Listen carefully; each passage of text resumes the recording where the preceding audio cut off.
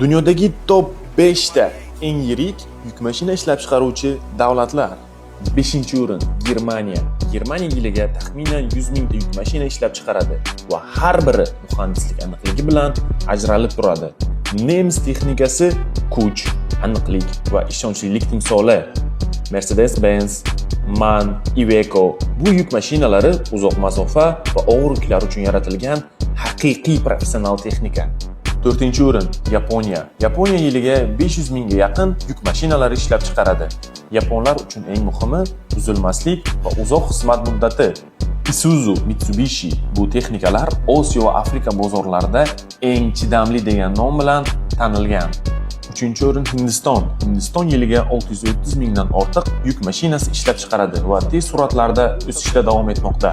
Tata Motors, Ashok Leyland bu yuk mashinalari arzon, oddiy va og'ir sharoitlarga mos bo'lgani uchun rivojlanayotgan davlatlarda juda mashhur. 2-o'rin AQSh. Amerika yiliga 800 mingdan ortiq yuk mashinasi ishlab chiqaradi. Bu yerda yuk mashinasi shunchaki transport emas, balki hayot falsafasi. Freightliner, Peterbilt, Kenworth, Mack. Katta dvigatel, uzun kapot, kuchli dizayn. Amerikalik uslubning ajralmas qismi.